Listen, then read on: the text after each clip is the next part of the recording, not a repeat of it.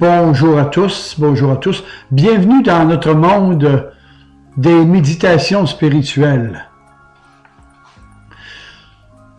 Le titre de ma méditation est « Ne jugez pas » et à la suite de celui-là, il va y avoir aussi le salut de Dieu.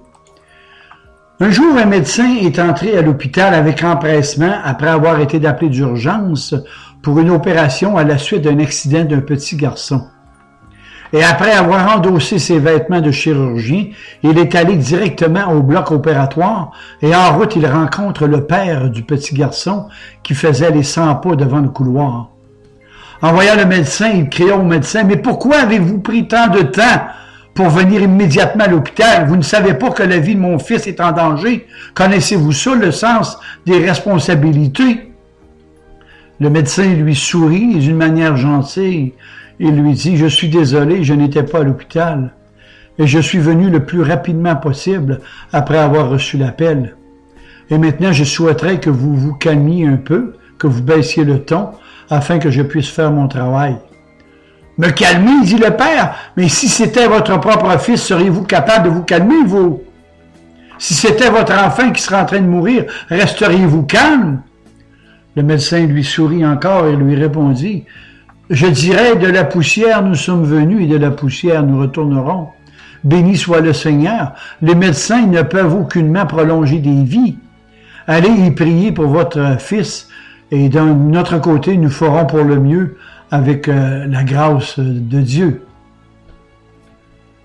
Le père murmura « Donner des conseils lorsqu'on n'est pas concerné, c'est toujours facile. » La chirurgie a duré à plusieurs heures et après, il sortit heureux et dit au père « Merci mon Dieu, maintenant votre fils est épargné.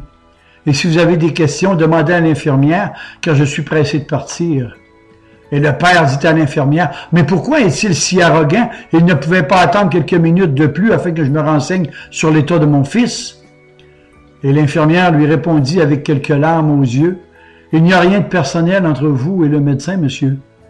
Car vous ne pouviez pas le savoir, le fils du médecin est décédé hier dans un accident de la route et lorsqu'on l'a appelé, il était à l'enterrement de son garçon. Il est venu pour soigner votre fils et maintenant il est retourné pour terminer les funérailles de son garçon. » Vous savez, la prière n'est pas seulement la réaction normale du croyant, mais elle en est aussi le remède contre le découragement et les épreuves de la vie. J'ajouterais ne jamais juger une personne car vous ne savez jamais par quelle épreuve elle traverse. Donc, avant de parler, écoutez. Avant d'écrire, réfléchissez. Avant de blesser, considérez l'autre. Avant de détester, aimez tout simplement. Avant de prier, bien pardonnez. Et avant de mourir, bien vivez pour le Seigneur. Amen et Amen. Mon autre prédication est sur le salut. Très grande majorité de ceux qui se proclament être chrétiens ignorent la doctrine de l'élection divine. Beaucoup d'églises de mon temps ont mis l'emphase sur le divertissement des boucs plutôt que de nourrir les brebis.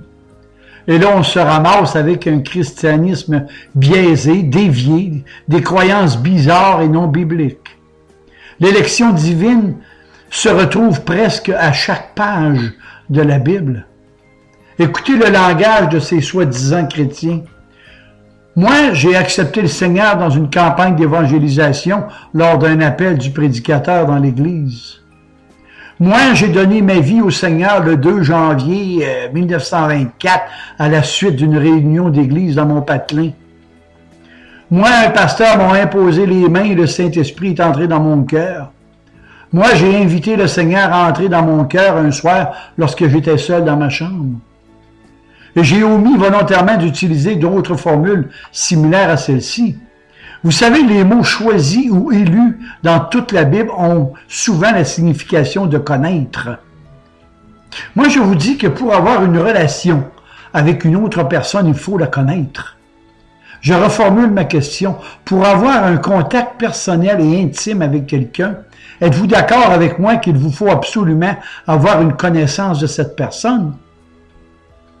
Alors, bien sûr, alors expliquez-moi comment pouvez-vous avoir une relation très intime avec un être invisible, un être absolu, un être suprême, dont ses voies et ses pensées sont impénétrables et insondables.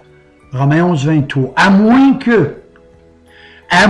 que cet être suprême se révèle lui-même à vous, qu'il renverse la forteresse de votre cœur, en fait que ce soit lui, par sa propre volonté, et sans vous demander la permission, décide de vous sauver d'une perdition éternelle, purement par grâce et par compassion, que ce soit lui-même qui fasse toujours les premiers pas, et sans tenir compte de vos choix ou de vos bonnes œuvres.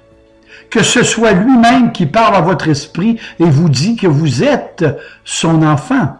Romains 8, 16. Plus encore, ce sera lui-même qui vous fera croître dans ce nouveau monde de la spiritualité, 1 Pierre 5, 10. Et si vous désirez en savoir plus, je vous propose le sermon numéro 79 sur Denis Doyon YouTube, sermon 79, l'élection de Dieu. Amen. Que le Seigneur vous bénisse.